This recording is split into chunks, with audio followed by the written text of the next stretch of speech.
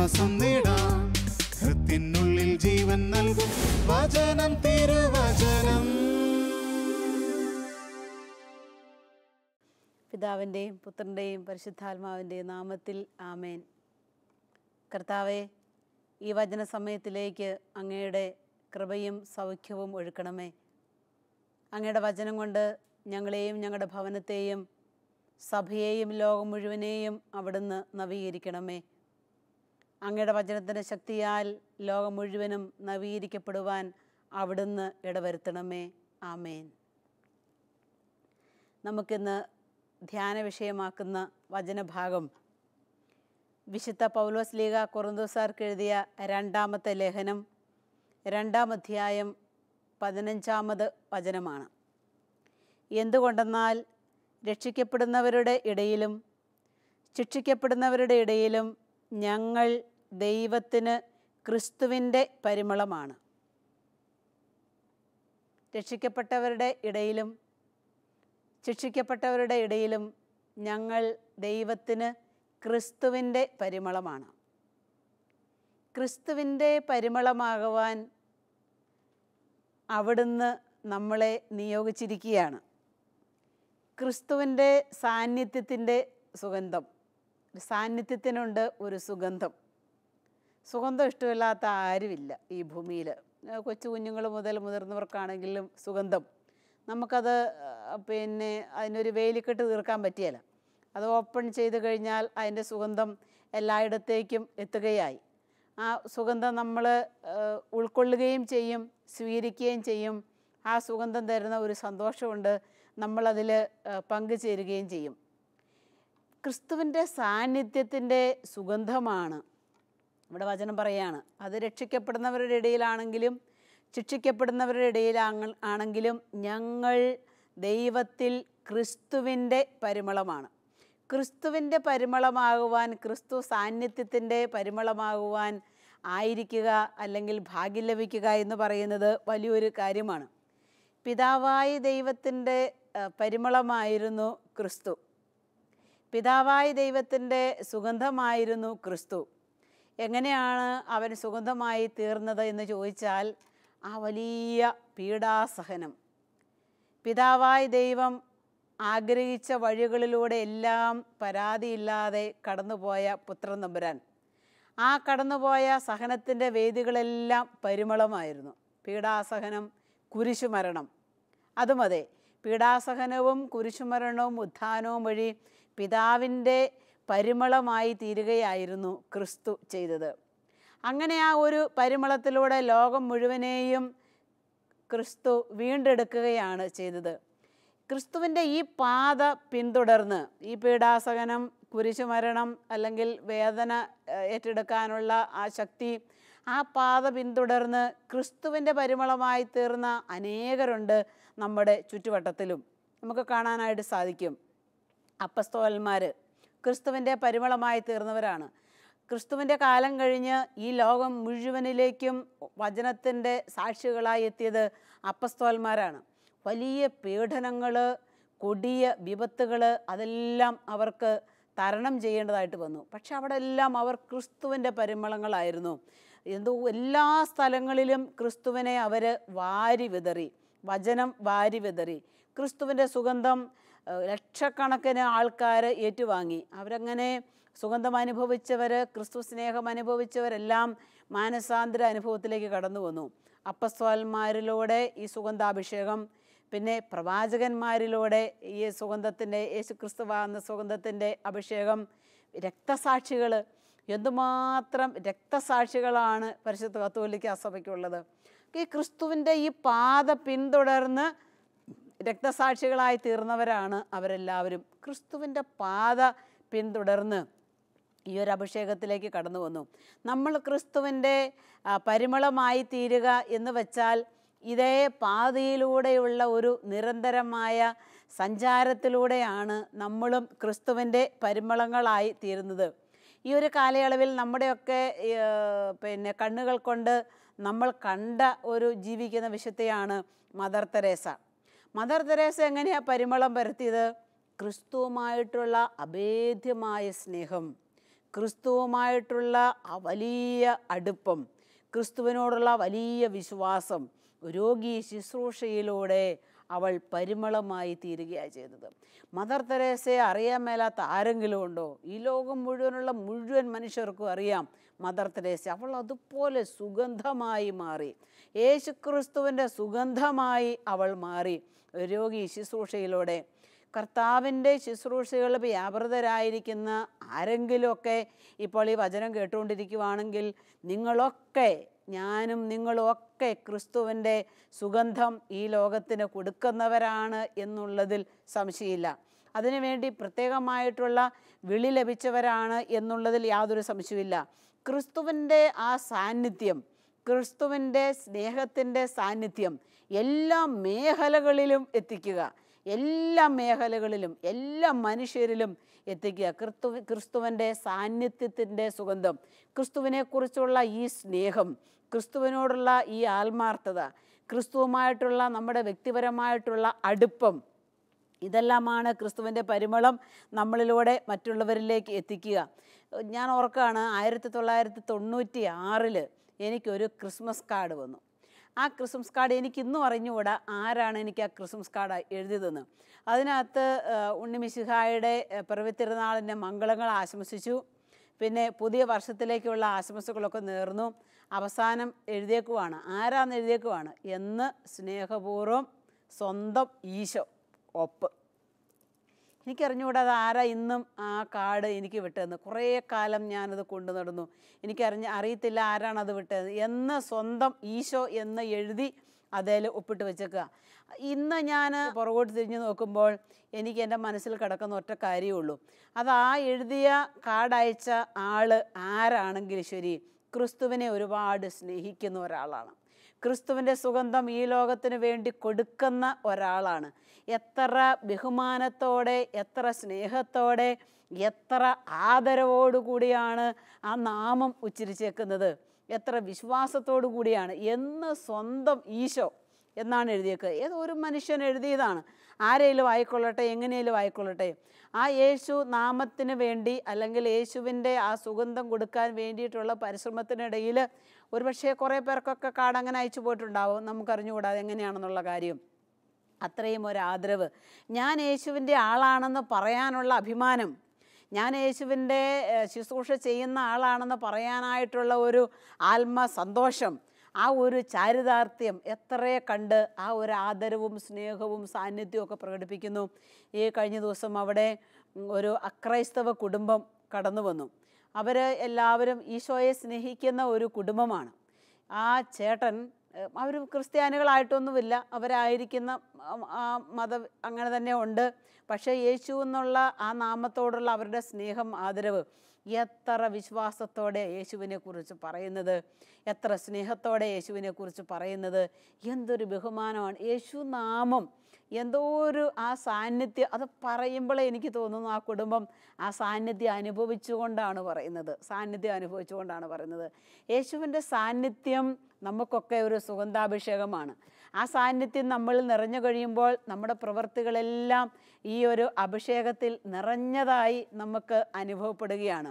ക്രിസ്തുവിൻ്റെ പരിമളമാണ് ഞങ്ങൾ. സ്ലീഹ പറയാണ്, ഞങ്ങൾ ദൈവത്തിൽ ക്രിസ്തുവിൻ്റെ പരിമളമാണ്. അത് രക്ഷിക്കപ്പെടുന്നവരുടെ ഇടയിലാണെങ്കിലും ശരി, ശിക്ഷിക്കപ്പെടുന്നവരുടെ ഇടയിലാണെങ്കിലും ശരി, ഞങ്ങൾ ക്രിസ്തുവിൻ്റെ പരിമളമാണ്. ഇപ്പം ക്രിസ്തുവിൻ്റെ പരിമളമാകാൻ നമുക്ക് ദൈവം തരുന്ന എല്ലാ സാധ്യതകളോടും ചേർന്ന് നിൽക്കുമ്പോൾ വൻ കാര്യങ്ങൾ നമുക്ക് ചെയ്യാനായിട്ട് സാധിക്കും. യേശു ലാസറിൻ്റെ വീട്ടിൽ വിരുന്നിനിരിക്കുകയാണ്. നല്ല അടിപൊളി ഭക്ഷണം കഴിച്ചുകൊണ്ടിരിക്കുമ്പം ഒരു സ്ത്രീ അവിടെ ഒരു സുഗന്ധക്കൂട്ടുമായി കടന്നു വന്നിട്ട് കർത്താവിൻ്റെ പാദത്തിങ്കൽ ഇരുന്ന് ഈ സുഗന്ധാഭിഷേകം അവൾ ഇങ്ങനെ ലേപനം ചെയ്തുകൊണ്ടിരിക്കുകയാണ്. ആ സമയത്ത് യൂദാസ് പറയുന്ന ഒരു കാര്യമുണ്ട്. യൂദാസ് ചോദിച്ചു, ഈ നാർദീൻ സുഗന്ധം നിനക്ക് ഈ തൈലം 300 ദനാറയ്ക്ക് വിറ്റിട്ട് ആർക്കേലും പാവങ്ങൾക്ക് കൊടുത്തുകൂടെ? കർത്താവ് ഇത് ഭക്ഷണം കഴിച്ചുകൊണ്ടിരിക്കുകയാണ്, യേശു അവിടെയുണ്ട്, യേശു സാന്നിധ്യത്തിൽ നടക്കുന്ന കാര്യമാണ്. ഇത് കേട്ടിട്ട് യേശു പറയുന്ന ഒരു കാര്യമുണ്ട്, യൂദാസേ, എനിക്ക് നിന്നോടൊരു കാര്യം പറയാനുണ്ട്. ഇവള് ഈ സുഗന്ധം ഇപ്പോൾ ലേപനം ചെയ്യുന്നത് എൻ്റെ മൃതസംസ്കാരത്തിനായിട്ടാണ് ചെയ്യുന്നതെന്ന് നീ കരുതിയാൽ മതി. അതിൻ്റെ പുറകിൽ മറ്റൊരു അർത്ഥം കൂടെയുണ്ട്. എൻ്റെ കുരിശിലെ യാഗാർപ്പണത്തിൻ്റെ ഓർമ്മ, യേശുക്രിസ്തുവിൻ്റെ കുരിശിലെ യാഗാർപ്പണത്തിൻ്റെ ഓർമ്മ ഈ സുഗന്ധാഭിഷേകമായി കാലാകാലങ്ങളിൽ നിലകൊള്ളട്ടെ എന്ന ഒരു ആശംസയും കൂടെ അതിനകത്തുണ്ട്. കാൽവരിക്കുരിശിൻ്റെ യാഗാർപ്പണത്തിലെ ഓർമ്മ ഈ സുഗന്ധാഭിഷേകത്തിൽ തന്നെ നിലകൊള്ളട്ടെ എന്നൊരു ആശംസ. അങ്ങനെ ഈശോ അതിനെ വളരെ നല്ല രീതിയിൽ നോക്കിക്കാണുകയാണ് ചെയ്യുക. കർത്താവിൻ്റെ പ്രവൃത്തികൾക്ക് വേണ്ടി, കർത്താവിൻ്റെ ശുശ്രൂഷകൾക്ക് വേണ്ടി നമ്മൾ ചെയ്യുന്ന ഏതോ ഒരു പ്രവൃത്തിയെയും യേശു നോക്കിക്കാണുന്നത് ഇങ്ങനെയാണ്.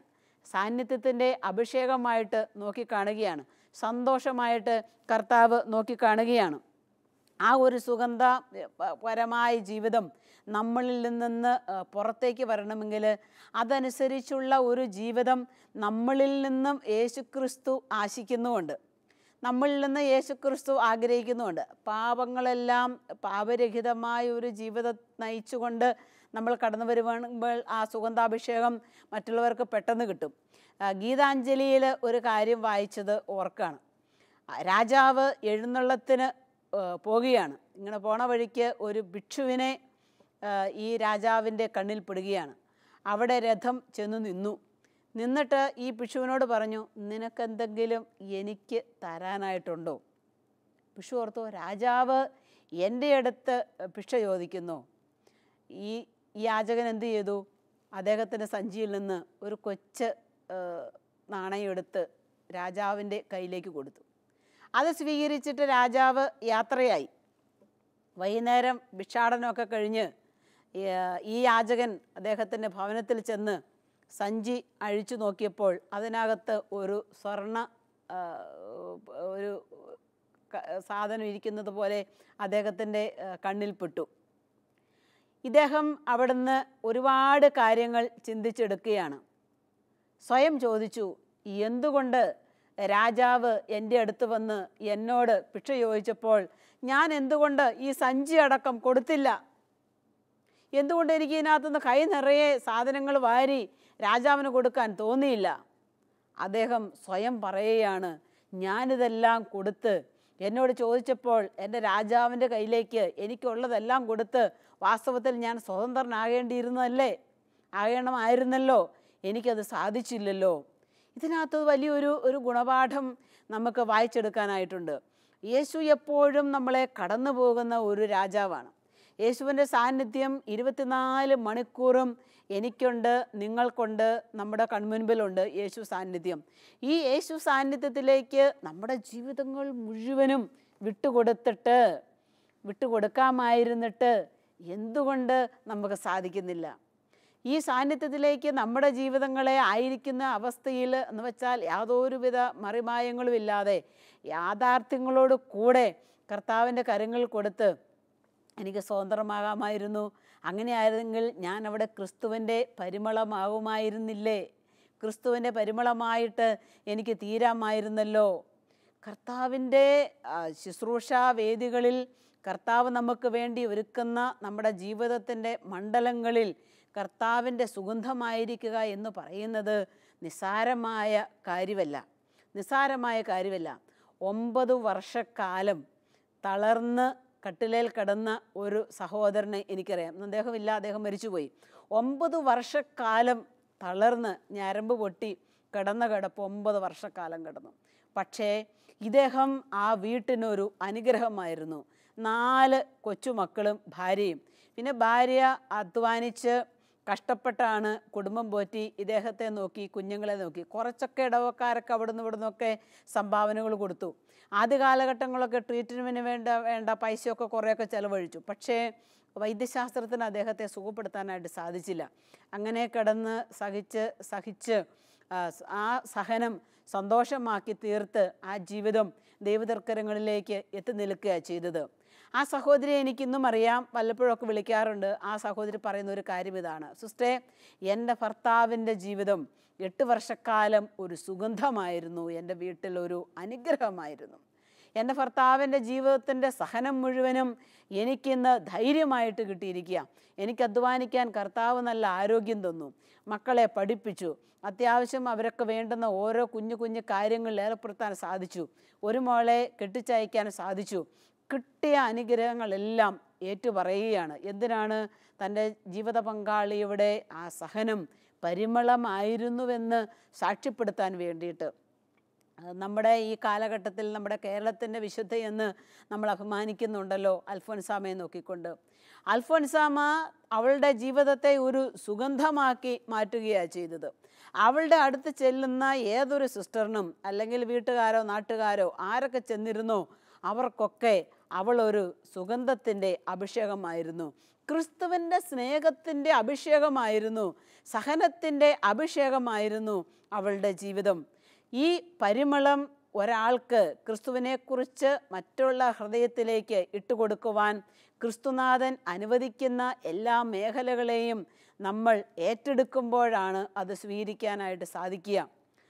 9 വയസ്സ് പ്രായമുള്ള ഒരു കുഞ്ഞിന് പനി പിടിപെട്ട് ആശുപത്രിയിൽ ഒരുപാട് ട്രീറ്റ്മെൻറ്റൊക്കെ നടത്തി തിരിച്ചു വന്നു.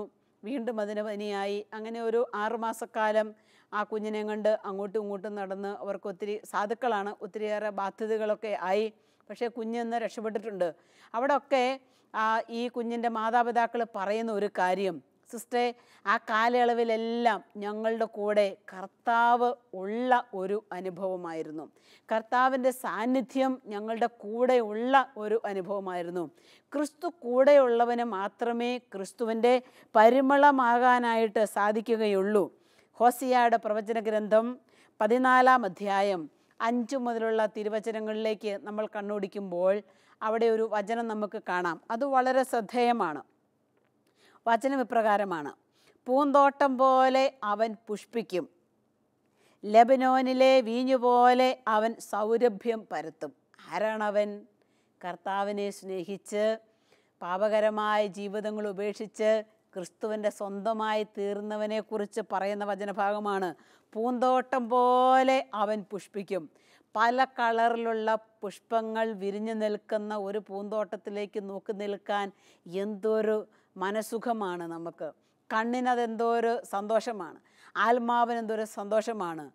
റോസയും മുല്ലയും ചെത്തിയും മന്ദാരം അങ്ങനെ പലവിധ പൂക്കൾ ഒരുമിച്ചിങ്ങനെ പൂത്ത് വിടർന്ന് നിൽക്കുന്ന ഒരു പൂന്തോട്ടം. വചനം പറയുകയാണ്, പൂന്തോട്ടം പോലെ അവൻ പുഷ്പിക്കും, അവൻ്റെ ജീവിതത്തെ പുഷ്പിക്കുവാൻ ഞാൻ ഇടവരുത്തും. ലെബനോനിലെ വീഞ്ഞുപോലെ അവൻ സൗരഭ്യം പരത്തും. നമ്മുടെ പ്രവർത്തനങ്ങളാണ് അവരന് സൗരഭ്യം പരത്തുന്നത് എന്നുള്ള കാര്യം വിസ്മരിക്കരുത്. താമരശ്ശേരി രൂപതയിൽ നിന്ന് കുറേ കുഞ്ഞുങ്ങളെയും കൊണ്ട്, മിഷലിംഗ് പിള്ളേരെയും കൊണ്ട് ഒരു അനുഭവത്തിന് വേണ്ടി, മിഷൻ എക്സ്പീരിയൻസിന് വേണ്ടി ഇവരെ നോർത്തിന് കൊണ്ടുപോയി.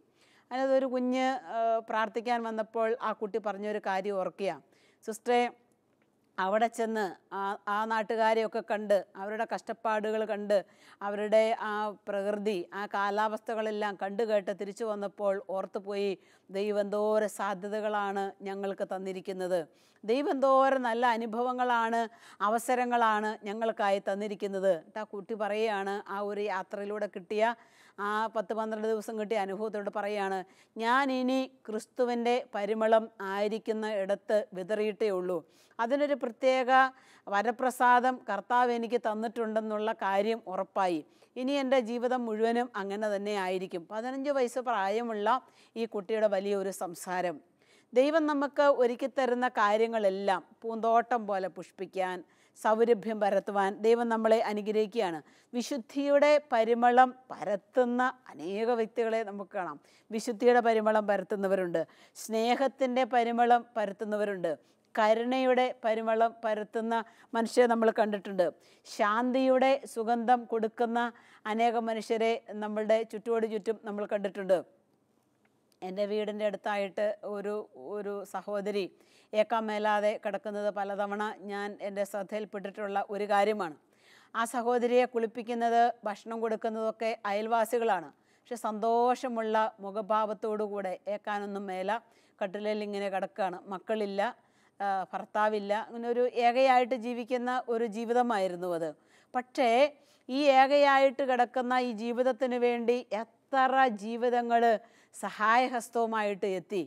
ഈ സഹായവുമായിട്ട് ഈ സ്ത്രീയുടെ എത്തിയവരൊക്കെ ക്രിസ്തുവിൻ്റെ സ്നേഹ സാന്നിധ്യത്തിൻ്റെ ജീവിക്കുന്ന അടയാളങ്ങളായിട്ട് എത്തിയവരായിരുന്നു. സങ്കീർത്തനങ്ങളുടെ പുസ്തകം 107-ാം അധ്യായത്തിൻ്റെ 30-ാമത്തെ വചനം ഇപ്രകാരം നമ്മൾ കാണുകയാണ്.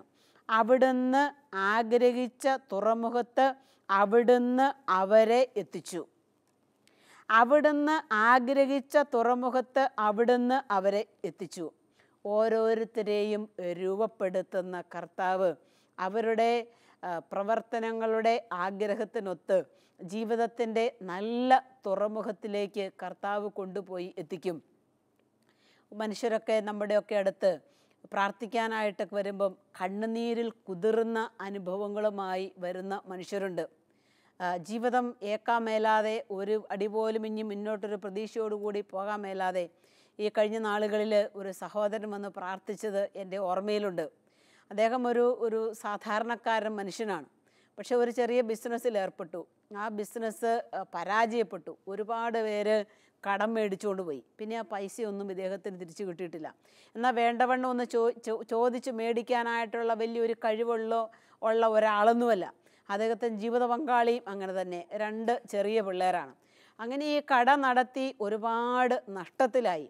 അവസാനം വീട് വിൽക്കേണ്ടതായിട്ട് വന്നു, ഭാര്യയ്ക്കുള്ള സ്വർണം വിൽക്കേണ്ടതായിട്ട് വന്നു. ചുരുക്കി പറഞ്ഞാൽ ഒരു വാടക വീട്ടിലേക്ക് മാറേണ്ട ഒരവസ്ഥ വരെ എത്തി. അങ്ങനെ കട പോയി, വീട് പോയി, സ്ഥലം പോയി, സ്വർണം പോയി, എല്ലാം നഷ്ടപ്പെട്ട ഒരവസ്ഥയിൽ കറങ്ങി തിരിഞ്ഞ് പ്രാർത്ഥിക്കാനായിട്ട് ഇവർ അവിടെ എത്തപ്പെട്ടതാണ്, എൻ്റെ അടുത്ത് എത്തപ്പെട്ടതാണ്. ഈ സഹോദരന് പറയുന്ന ഒരു കാര്യമുണ്ട്. സിസ്റ്റർ, ഞാനിന്ന് വാടക വീട്ടിലാണ്, ശരിയാണ്.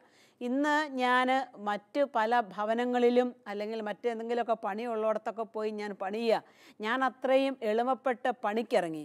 എൻ്റെ ഭാര്യയും എന്നോടൊപ്പം പണിക്കിറങ്ങി. പക്ഷേ സിസ്റ്റർ, എനിക്കിന്ന് സന്തോഷമുണ്ട്. വാടക വീട്ടിൽ കിടക്കുമ്പോൾ എൻ്റെ സ്വന്തം വീട്ടിൽ കിടന്നേക്കാളും എനിക്ക് സന്തോഷമുണ്ട്. ഇതൊരു നല്ലൊരു മനുഷ്യനാണ്. അദ്ദേഹം വന്നിട്ട് പറയുകയാണ്, എനിക്കിന്ന് പണിയെടുത്ത് 400 രൂപയാണ് കിട്ടിയതെങ്കിൽ ഞാൻ അതിൻ്റെ ഒരംശം കൃത്യമായും മാറ്റിവെക്കും. ഇദ്ദേഹം മാറ്റിവെക്കുന്ന ഈ ചെറിയൊരു തുക മറ്റാർക്കെങ്കിലും അവരുടെ ജീവിതത്തിന് വേണ്ടുന്ന സഹായമായി എത്തിച്ചു കൊടുക്കും. അങ്ങനെ ഭാര്യയുടെ അവർക്ക് അങ്ങനെ ഒരു വലിയ ഒരു ചെറിയ ദശാംശം തന്നെ അവർ മാറ്റിവെച്ച് അവർ വലിയൊരു ഗിഫ്റ്റാക്കി അത് മാറ്റി. ഈ സഹോദരൻ എന്നോട് ഷെയർ ചെയ്യുകയാണ്, ഞങ്ങൾ 2 പേരും കൂടെ 8000 രൂപ മുടക്കി ഞങ്ങളുടെ അയൽവക്കത്ത് ഇവരെ പോലെ തന്നെ വാടകയ്ക്ക് കിടക്കുന്ന ഒരു സഹോദരനെ കൊണ്ടുപോയി ട്രീറ്റ്മെൻറ്റ് നടത്തി അദ്ദേഹത്തിന് ഇന്ന് എഴുന്നേറ്റ് നടക്കാറും സ്വന്തം കാര്യങ്ങളും ചെയ്യാനായിട്ടുള്ള പ്രാപ്തിയിലേക്ക് എത്തിക്കാനായിട്ട് കർത്താവ് എന്നെ സഹായിച്ചു. എന്നിട്ട് സന്തോഷത്തോടെ പറയുകയാണ്, സിസ്റ്ററെ, ഞങ്ങളുടെ ഈ സംഭാവനയിലൂടെ, ഞങ്ങളുടെ ഈ അധ്വാനത്തിലൂടെ ഞങ്ങളൊരു ചെറിയ സുഗന്ധമായി മാറി. ഏക്കാമേലാതെ കിടന്ന ആ മനുഷ്യനെ ജീവിതത്തിലേക്ക് കൊണ്ടുവരുവാൻ ദൈവം ഞങ്ങളുടെ ജീവിതത്തെ എടുത്ത് ഉപയോഗിച്ചുവെന്ന്. ദൈവം അവരെ ആഗ്രഹിച്ച തുറമുഖത്തേക്ക് എത്തിച്ചു എന്ന് വചനം പറയുമ്പോൾ നമ്മളുടെ ചെറിയ പരിശ്രമങ്ങൾ പോലും, നമ്മുടെ ചെറിയ അധ്വാനങ്ങൾ പോലും, അല്ലെ നമ്മൾ അനുഭവിച്ച് കടന്നു വന്ന തകർച്ചകൾ പോലും ദൈവം പരിമളമാക്കി മാറ്റുകയാണ് അവരുടെ ജീവിതത്തിന് വേണ്ടി. പ്രിയപ്പെട്ടവരെ, നമുക്കൊക്കെ എത്രയോ സാഹചര്യങ്ങളുണ്ട് അവരിന് വേണ്ടി പരിമളമാകാൻ സാധിക്കുന്നത്. നീ